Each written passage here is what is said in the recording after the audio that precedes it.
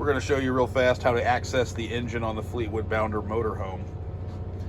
First things first, we're going to remove these drawers.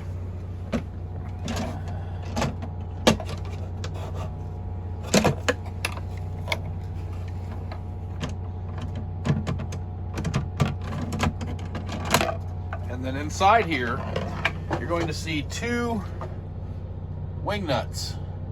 These two wing nuts have to be removed so that you can get the cabinet off. Once the wing nuts are removed, you can pull up on the cabinet and remove it.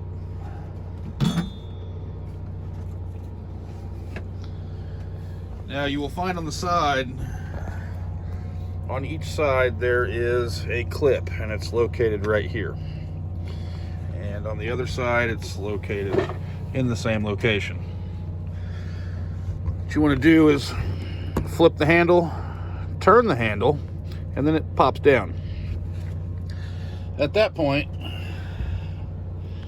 you can open the lid, and it's hinged. And now you have access to the engine.